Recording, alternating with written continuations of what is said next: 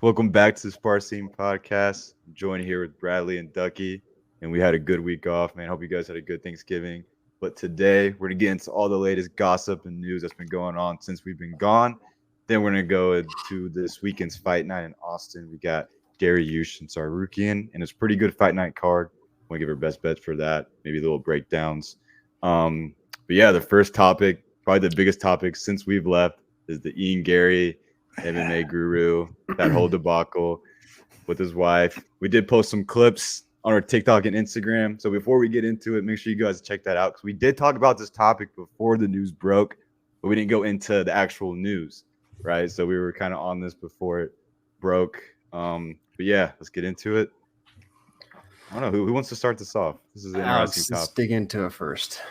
Yeah. The funny thing is, like, my wife is much older than me. Okay. She's about like 11 and a half, 12 years older than me. But I can guarantee you she didn't choose me because I'm a rich, famous, handsome athlete. Okay. It was the charm, the jokes, you know what I mean? That's how I did it. But that being said, I did go and I actually did a free trial and listened to the audiobook, How to Be a Wag. Okay.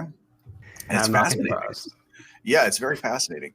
So and it's going to sound crazy, in Layla's defense, the book is kind of a satire. She's making fun of like the chicks that go and like put a whole face of makeup and like do all this stuff and kind of like shadow the guys in the Premier League. Like it was all about footballer wives. Like that's kind of what it was. And it was almost like she was like shading them by being like super satirical. It's like, here's a guide on how you can do this and bag one of these guys. But where it turns into no longer satire is when she actually does that. And then also it's like you see the whole Instagram is just like constant pictures of her like hanging out with these like, like soccer players, all these dudes, like her body language with these people, in my opinion, at times is a little inappropriate. It just seems like she's just super touchy-feely, super weird with these people. With Ian, listen, I'm hope that they're happy. I hope that they're happy together and that their child is happy and everything. But it definitely reeks of like that self-promotion type thing. That's what gives me the creeps. Like the book is funny. She seems very smart. But when you see the way Ian talks on other podcasts, before this we were talking about his appearance on Submission Radio, like everything is self-promotion. Everything's like, oh, I can't believe how much everybody loves me, how much everyone is mobbing me outside of every store and asking for autographs. It's this weird sort of narcissism. I keep saying this in the last couple of years. This is going to be our biggest challenge as a society, is to fight narcissism. It's everywhere. And social media, all it does is fuel it and give it more power. So this is the problem. People are encouraged for this bad behavior. It's sad. It makes me upset because let's be real, Ian Garry is a savage and he's a great fighter, but this is kind of clouding the hype a little bit. It's messing it up. That was kind of and it's almost like Jake Paul and Logan Paul. Like they're boxing. They want to play like either the bad guy or they go on this up and coming boxer that's making a name for themselves and coming up and just beating all these guys and just like but doing things outside of the octagon that gives them more attention. So one thing I told you guys earlier is like, let's say, so I'm 25, right? Let's say I'm 23, 24. I'm Ian Garry. I make it to the UFC. My debut, I knock out, I forgot the guy's name, Jordan Taylor, I think maybe. And I'm dating a 38-year-old. How would my mom, what would my mom say to that? If I were to say, hey, mom, like, I'm dating a 38-year-old who, I think she was a reporter for like Cage Wars at the time. That's how they met. Really? She was a Cage Warriors champ, and that's where they met. And then he goes to the UFC, and he's undefeated, of course. But just like that's kind of wild, in my opinion. If you're 30 and she's 45, maybe that's different. But when you're 24 and she's 38, like that's early. I feel like if your mom knew that, she would throw dabs and be like, "Good job, slay that cougar." No, that's not what your mom. She give you a high five. You don't know. She could, but no, I do agree with you. I think the issue too is that it's not just this. This is not where all the hate is coming from. I think they're getting a little too much hate, in my opinion. Even though we've been kind of part of it, But I think this situation with Ian Garry has been brewing for months. Like all this has come down to like almost this past year. Ever since he won that fight in Charlotte that we went and saw. Before that, we were hyped to see him. I know Brad might have had a different opinion on him because he had like an experience with him, but I liked him. He wasn't my favorite fighter in the world, but I was a fan. I was excited to see him. He gave us the most entertaining fight. But ever since then, he just lost any type of like humbleness he had. He did the Jeff Neal shirt. He was selling the mugshot shirt. He the Neil Magny. He was making up stuff. And like you talk about defamation, like that's defamation, making up stuff against your opponent. Like, I mean, that doesn't even matter. Like, you can talk crap like it's fighting, but he was just making up stuff. So I think that's the thing. It's like this has been brewing for a while, and that's kind of like how this came up with MMA Guru and stuff. Just because Ian Garry's been talking a lot, and what he reminds me of is like that one friend who talks crap, does all this stuff, makes fun of you. Then you say one thing about him, and he just like blows up. He just can't take it. Like he can dish it, but he can't take it. And I think that's the issue with that. That's what happens. It's not just his wife, right? Like, is he getting a little bit too much hate? Maybe. But it's not just that. It's not just his wife writing this book. So I think this just has been brewing for so long. Like he's just in these past what was that March when that fight night?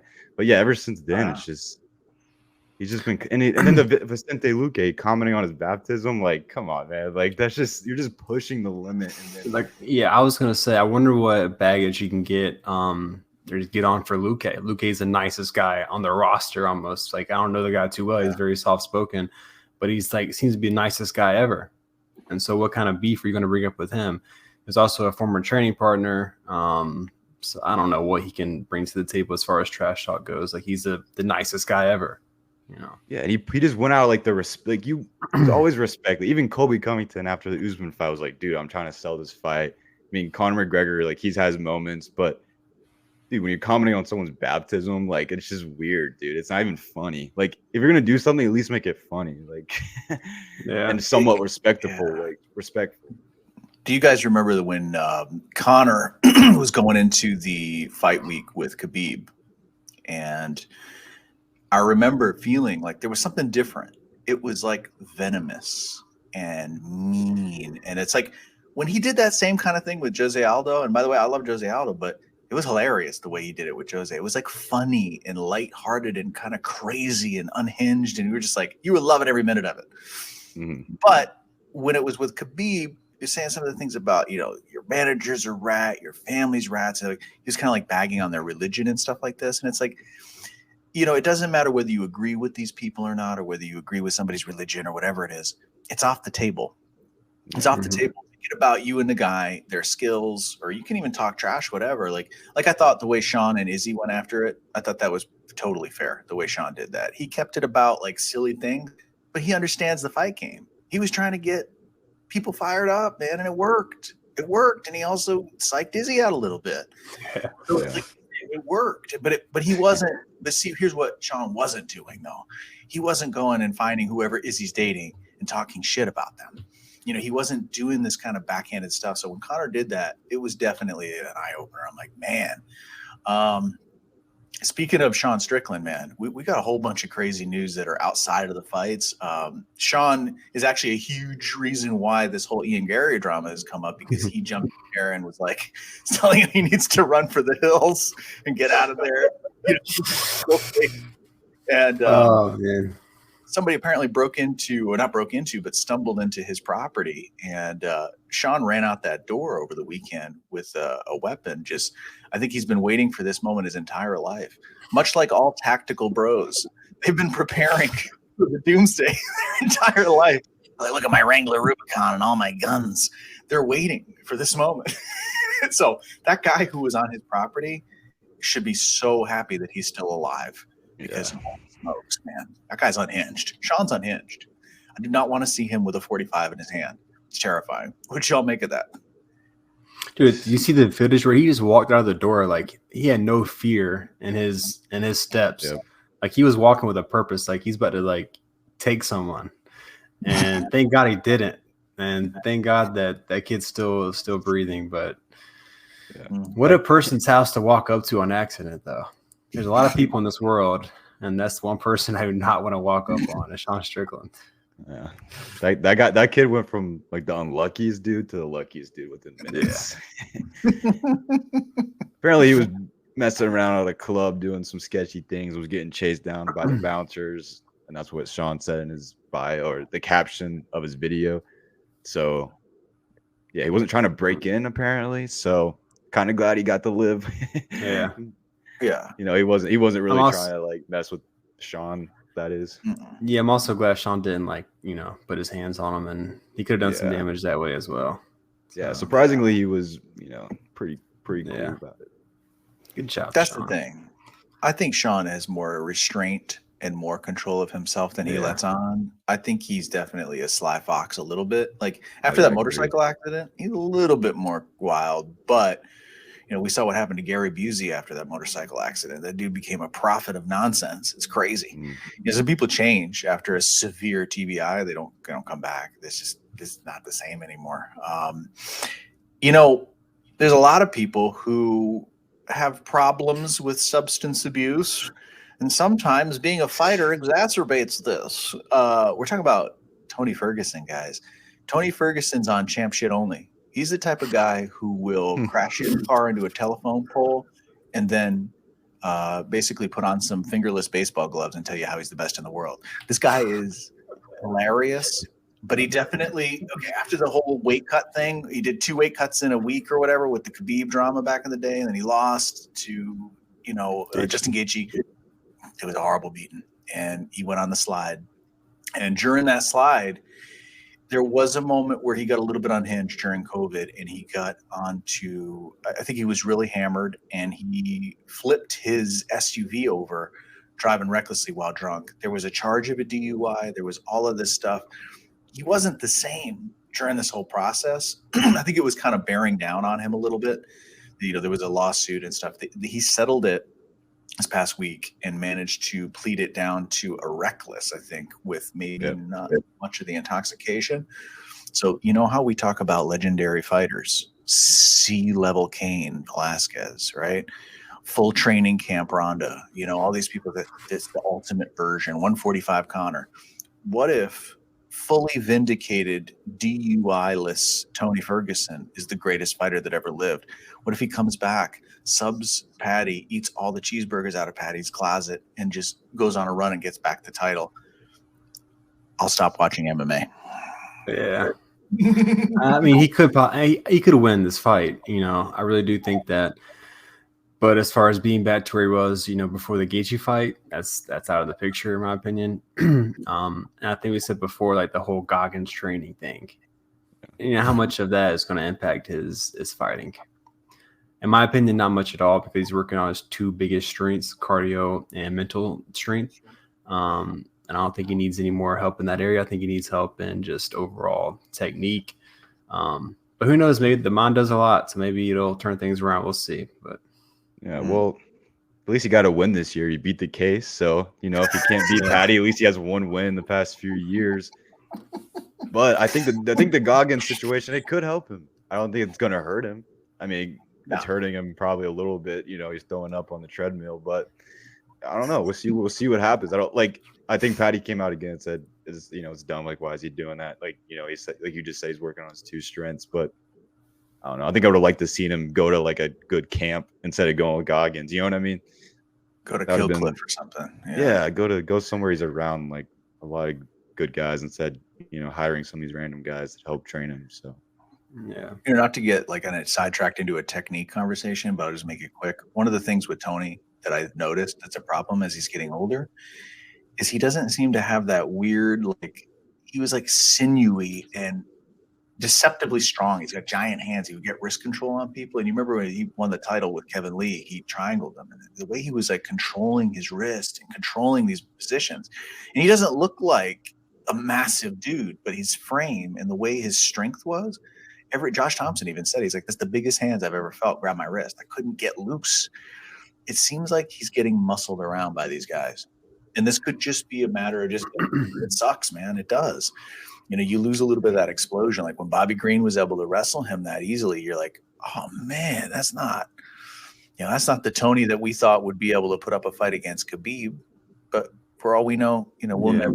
That was a lost matchup, man. We'll never know. It's a freaking shame. I remember watching like the Pettis fight. He was just constantly pressuring. I mean, he was so aggressive and he would not let off the gas. And he just hasn't been that way in recent fights. But he's a special dude. Yeah. Speaking of injuries in the lightweight division, we have Dan Hooker out of the fight this weekend with the same arm he broke against Jalen Turner. Then Jalen Turner is actually taking a spot against Bobby Green. How are you guys feeling about that? First about Dan Hooker's future in the UFC. I don't know much about the injury. I haven't caught up with that lately. But the fact that Jalen Turner is stepping up at already being a heavy lightweight is interesting to me. But before we get there, Alex, I'm going to hit on the Dan Hooker injury. Oh, the Dan Hooker stuff? Yeah. I mean, he's a guy that he came up, he was kind of like James Vick. Like he had this length, this incredible length. He was able to catch people with knees from the outside. And, I remember what he did to Rory. He did all this crazy stuff. He was able to do really cool stuff with his length. He was able to keep people away. He was a dog. He had this dog fight with Dustin Poirier that's an all-time classic, 5-round classic. And they just go to war. But here's the problem with that fight. If you go back and watch it, Dustin's against the cage rolling and bobbing and weaving and doing his damn thing like he always does. He's got that Louisiana swag the way he fights. But Hooker's getting caught, and he's getting, like, annihilated at times and still staying in there. I'm not saying he ain't tough. This dude's got a chin for the ages. But since that fight, you saw the Islam fight with the submission, the quick submission. He didn't take much damage there, but there's been some tough performances. And he's been starched a couple times. And yeah, that was tough. The Chandler debut, he got starched. And man, maybe he could have hung in there a little bit longer, but Chandler's got firepower. If Chandler would just wrestle, dude, he'd be the champ. If he just wrestled, but he won't do it. Just wrestle, dude. He's so good. People don't realize it, but he wants to put on a show all the time. It's like this gladiator thing. He falls into the trap. But Hooker, there is a question of whether he's washed. And I really hope it's not true. I hope he has like another gear to go into. I know he was talking about changing weight classes at one point, but then he started talking about going to 145. Like, dude, no, this is not the thing. When your brain is suffering and you're suffering from injuries, guess what the number one reason why that is? Dehydration. That's what's going on. That's why he's breaking the same bone again. Or it's, that Jalen Turner fight was a war. And during that, I think he parried a kick. And that's how this got snapped. And when that gets snapped, dude, you got to figure out a way to come back and not push it. And he said it himself in a recent interview. He's like, I wanted to get back in there. I got the dog in me. I got to get back in there. It's the same reason why I'm happy that Volk's fight got pushed a little bit with Topuria. That's a good decision. Give your brain a little moment. Then I might actually, lean more towards him a little bit in that fight, because if he gets time to recover from that head kick and get his mind right, that's the way to go. So that's my thing. I worry that Dan Hooker is kind of falling into the trap of who's got the biggest balls, and maybe it'd be affecting his longevity in the sport. Yeah. I think the issue is like kind of with Volk too. I mean, I think Hooker's a little younger, obviously, but you have to stay active, but you can't be too active to where you can't even heal an injury. You know what I mean? So I think that's the issue. When people get later in their careers, I mean, when you're in your early 20s and you're just joining the UFC, you can wait forever between fights just because you have all this time. But I think with Dan Hooker, he's going to have to be a little more selective with his fights and maybe take some more time, but, still try to stay active. Yeah. It's tough. Yeah. But like I was saying before we got into Dan Hooker, Jalen Turner, a week notice, and he's already a huge lightweight. Do you think he'll be able to cut down to lightweight, make weight, feel healthy, and put on a great performance against Bobby Green, who's known for his striking? And, of course, we did to Grant Dawson. That's a scary fight to take if you're Jalen Turner. Coming off a loss to Dan Hooker, that's risky, man. Yeah. It's go back to Fiziev versus Bobby Green. Y'all remember that fight? We forget that this happened. Bobby Green was getting it put on him for a little bit, and then Bobby Green fights through it and starts to win by a landslide the third round. The dude doesn't go away. Can he be starched? Yeah, Drew Dober starched him, but that was a weird situation. And he was doing that Philly Shell thing, getting a little too crazy, this whole thing. and it's still out. You got to be careful when you're doing that shell in MMA. The gloves are not as big. You can't hide behind the glove. And some people can do it, some people can't. But he got caught in that fight. But since that Dober fight, I'm pretty sure it's been an uphill climb. I mean, nobody thought he was going to starch Dawson. I totally thought he was going to just dominate on the ground. It did not happen. And so that's my thing. Jalen Turner is this guy right now where he's an unproven commodity. He's like, either he starches you or he gets starched. And this one, something's telling me that Bobby Green's on a roll. I think of the wheels are but this could be a whole different story if Jalen Turner finishes Hooker in that first or second round, because he was so close to getting him out of there and he just wouldn't finish it. He'd hurt him and then he'd slow down and hurt him to slow down. And Dan Hooker stayed alive and had the dog, brought the dog out. And then he came in that second, third round and won the fight. But if Jalen Turner wins that fight by TKO, for example, you might have a different opinion for this fight, saying, oh, Jalen Turner's going to walk through Bobby Green, you know? But he didn't do that to Dan Hooker. So now we're like, you know, it's a big question mark around this fight. I think the biggest question mark is if he's going to make weight. He didn't make weight against Dan Hooker. He weighed in at 158. That's 3 pounds over. So, I mean, we're going to see if he can even make the weight for this. I think he walks around, he's set at like 180, 190. So that's a lot of weight to cut in these next he only had a couple weeks, if that. Yeah, he's a favorite in this fight. Small favorite, but a favorite nonetheless. Interesting. All right, well, that leads us to – oh, go ahead, Alex. No, I was saying I wonder why. Yeah. Well, it leads us to fight night predictions. Dariush and Tsarukyan headlining this fight night. What you guys' thoughts on that? You know what? You talking about the main event, or are we talking about best bets? The main event, I think that Tsarukyan is going to have a coming out party, and I think he's going to out scramble an aging Dariush. That's how I feel. I don't know why, because I got burnt because I was so high on Dariush that when Dariush fought Charles Oliveira, I was like, dude, Charles got dominated by Islam. I watched Dariush's fight against Gamrot, and the way he dealt with that pressure and the scrambles, making the scrambles crazy and getting back to his feet. I just felt like he was the guy. You know, I felt like that was the way it was going to be. Now, here's the problem. At this point, I feel like Dariush got that violent knockout. So Charles Oliveira definitely knocked him out and finished him. Okay. Since then, we haven't seen him fight. So we've seen Gamrot fight. What happened with Gamrot? Against Dariush? Against Viziev. He looked pretty sharp. He looked quick. He looked really sharp. He looks better than people give him credit for. And we go back to that Tsarukyan fight against him. I'm trying to do some MMA math in my mind and see how do these people look against each other. It's a different kind of grappling, but I feel like Tsarukyan's scrambling is just a little bit better than Gamrot's. I think he can get to a single and then just start chaining things together. Boom, boom, boom, staying on him like white on rice. He can do it. He can do this, which, you know, it might be something that, you know, maybe it's not the best fight. So people are going to look at it and go, that's kind of boring. He just kind of wrestle fucked him and he just laid and prayed. The one thing he has to watch out for is Dariush, as he gets older, he's still got power. He's one of those guys, man. He's still got dogs in his hands. It's weird because he's like a jiu-jitsu guy. So that's just one of those things. You know what I mean? So on that fight, I wouldn't make a pick. Because I don't feel like I'm confident enough in either guy. I wouldn't make a pick because as much as Tsarukyan, I feel like he can get caught by Dariush on the way in and get starched. And he's too heavy. He's too heavy of a favorite too. He's like minus 270, minus 280. Tsarukyan? Yeah. So here's my thoughts on this fight. I think it's going to be like the same as Gamrot versus Dariush, that kind of fight. Just a heavy grappling, heavy wrestling. It's going to come down to cardio. And Tsarukyan's cardio, if you watch his last fight, he's in the third round. He's still like pushing the pace. Like he's not breathing hard. He's not slowing down. Dariush was slowing down, I think, in that Gamrot fight. As for where I think Tsarukyan's going to take over, he could possibly get the finish just because Dariush is going to be so exhausted. Because Tsarukyan's so aggressive. He's nonstop with the takedowns. He's like almost like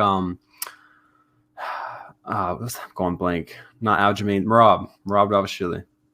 The same kind of style, of course, not as like much of a machine as Merab, but same kind of just aggressiveness with the wrestling, and that's what's going to wear down Dariush. And I think eventually he's going to fold. He's spamming takedowns. Getting the best bet for this fight night. Who wants to kick it off? You're gonna do the video if we're going to start now. Do the video. All right. Oh, show me the morning, huh? Show me the morning.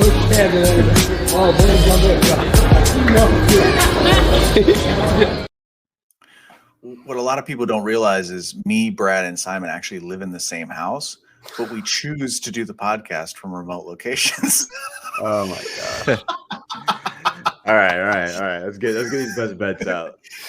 Yeah, so just a quick review of the last fight night with Brendan Allen and Paul Craig. I went 1-2, lost 130. Simon went 0-3 for the second consecutive week, and then Alex went 1-2 as well. Personally, Alex still holds the lead overall, -60, with me second at -293, and Simon dead last at -14 hundos.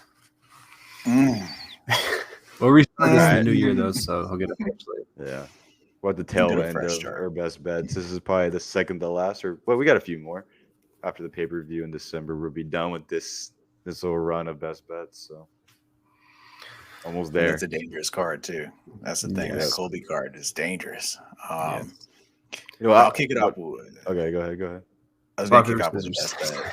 Yeah. So my first pick is going to be Veronica Macedo, and she's going to be in the open curtain jerker of the card. She is severely underrated, and I'm picking her to win. She's fighting a fighter with a really good record. The girl's good, but I feel like Macedo, who basically is Veronica Hardy, she's married to Dan Hardy now. Dan Hardy's an awesome person, but since she kind of took a little break off from the UFC, she's really looked good, man. She came back after a couple of years off, and her first fight back was against Juliana. Oh my goodness, the girl from Tough, the really good grappler girl. Miller. Juliana Miller. Yeah, and it's a great fight, but you could see her. She caught her with some head kicks, shin to dome, just rocked her. She looks good on the feet in a way that she didn't previously. This division needs new blood. The women's divisions in general need a little bit of kick in the butt. I really feel like she's going to come in here with the experience edge and put on a little bit of a striking clinic and defend the takedowns. So I definitely have Veronica Hardy, Veronica Macedo, whatever we want to say. She's going to be my first best bet of money line. I don't think that these girls have enough power to put each other out. That being said, I'll probably completely be wrong because my picks lately are just aging like not fine wine. They're aging terrible. Tell me about it. If you guys were smart, you would just fade Simon. You'd be super green right now. Just take advantage of our We're all in the negative, buddy. Turn into good picks. Can't get any worse. I know, right? Just fade us, and you'll be good to go. My first best bet is going to be Kelvin Gastelum. I think he's too quick. He's too fast. He's too good on the feet. Sean Brady, we saw what happened with Bilal Muhammad. He just got starched on the feet, and that's Bilal Muhammad striking. Gastelum is super. He's one of the best strikers in this division, especially when he cut down to the lower weight class. He's even better. He's been training in Bong Tao, Muay Thai, and MMA. So he's getting some good instruction in over there, and I think he's going to make a good statement this weekend against Sean Brady. All right, for my first pick, I'm going to go back to what we were just talking about not too long ago, but I'm going to go with Bobby Green. He's a plus 150 underdog against Jalen Turner. I'm really worried about Jalen Turner's weight cut. Like I was saying, he missed weight the last fight. And then also when he lost that fight, it just seemed like he really didn't care. So I'm just worried about, like, he's just doing this for, like, the money. I mean, I don't know. I think he's a really talented fighter. I'm not taking away from that. But I think he has a little too much hype. I mean, he's 13-7. So, he still has some, weird losses. He doesn't have any great wins either. And Bobby Green's kind of a little hot streak right now, coming off 2 good wins. It's kind of hard to, like, pick against Bobby Green, and especially when he's an underdog. So I'm going to have to go with Bobby Green for my first pick at plus 150. Yeah, if there was a dog, that's a good dog because you can stand by him and his chin's strong. So I he could get finished with a weird step knee or something crazy, but we'll see. Moving up the card, we've got Clay Guida versus Joaquim Silva. Okay, Joaquim Silva is coming up. Okay, guy's got hands. He's got good knee bars. He's got good just grappling in general. Clay Guida does too. Clay Guida's been a savage at this game for so long, and I love that freaking dude. In fact, he was one of the people who helped expose the holes in Mads, that dude, that Olympian guy, Marco Mads.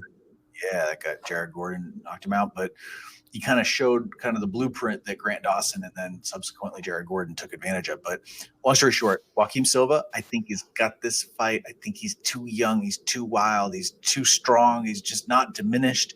Clay Guida at this point can't weaponize the thing that he used so much, which was pressure and constant wrestling to a fault. He would just go in there with that crazy hair and his brother slapping him. It would be crazy. But I think he's hitting that point. I just feel like Joaquim is a safe pick. I'm going to do money line as I always do to stay safe. But I definitely think Joaquim has this one in the bag. I'm sorry, Clay. I love your lustrous locks. They're beautiful, but hey. He's tough to put away, but I think he might get put away. Finally. But yeah, I think so. I think he's just at that age where it's just going to happen. My second best bet, I'm going Rob Font over Davison Figueiredo. I'm excited to see this fight. This is probably one of the fights in this card I'm most excited to see out of all of them, just to see how Figueiredo adapts to the new weight class. I can't wait to see that, because if you look at his previous fights against Moreno, I mean, it's ridiculous. His past 4 fights were against Moreno, so not all he has, but his biggest weapon is his power.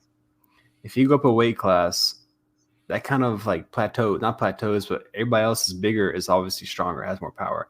So I think his advantage is going to be diminished a little bit.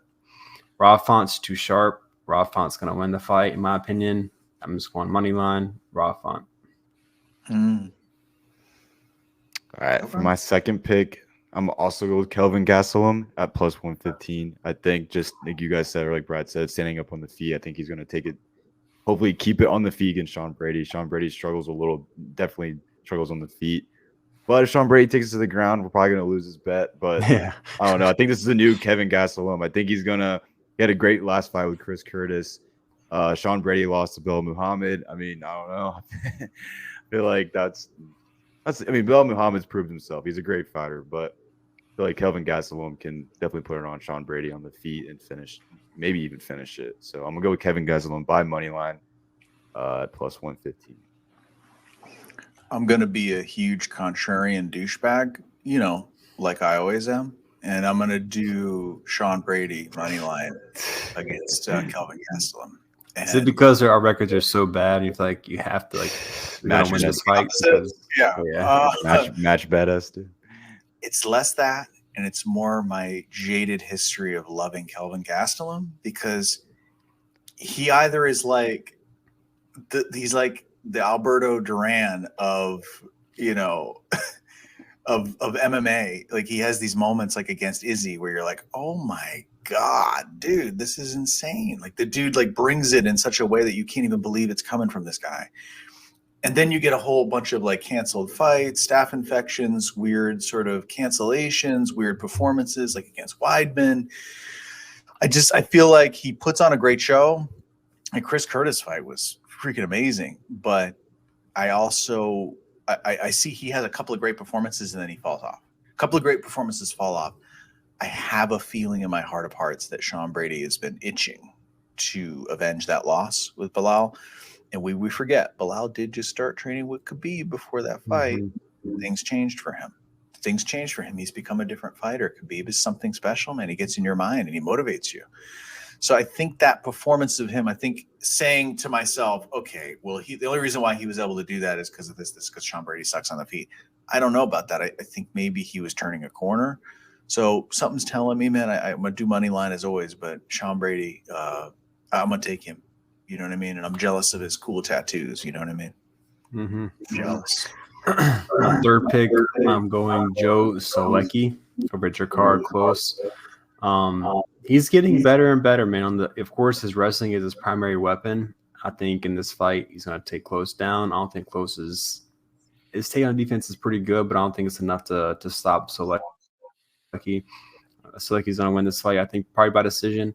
But I'm just gonna go straight money line. All right, for my final pick, I was debating this last pick. I don't want to keep doing a money line, but I wanted to think of something different. So I was trying to figure out the exact number, updated number. You have nothing to lose. Yeah, I know. I'm gonna do Bobby Green by knockout. I think he's got heavy hands. He's like I said, he's on a streak right now. He's always underrated in a lot of these fights. And but Jalen Turner's weight cut, he's gonna be out there. He's gonna be like a sloth in my opinion. I think he's gonna be easy to hit. I think he's gonna be easy to knock down. I think Bobby Green's just gonna come out. Bobby Green doesn't have much to lose either. Like Jalen Turner has a lot to lose, but Bobby Green doesn't have too much to lose. Like he's used to getting knockouts, so I think he can really knock Jalen Turner out. Like seriously, so I think I'm gonna go Bobby Green by knockout. So what was your first bet, Simon? Bobby Green by money line. Oh man, he's double doing now. I'm doubling up on it. What do you think about that, Alex? You think we should let Bobby him do King Green? Should you let that slide? Because of where you are, we're gonna let it slide. Hey man, it's a late replacement with Bobby Green. I mean, I'll take Not only Bobby Green money line, he's the money line and KO. I'm gonna put money line that Bobby Green wakes up on Saturday morning. Well, I'll do that too, man. Money line, Bobby Green makes weight. All right, well that does it. Hope you guys enjoyed this episode. A little different, breaking down some of the gossip and some of the news around the MMA world. Then we did a little bit of the UFC Fight Night predictions and best bets. Again, check us out on Instagram. Check out our TikTok. We got some clips out. They're doing not too bad. And if you guys want to comment on this video, let us know your best bets, or if you agree with us, or if you're fading me, or whatever you want to do. Yeah, just let us know, and make sure to subscribe. See you guys.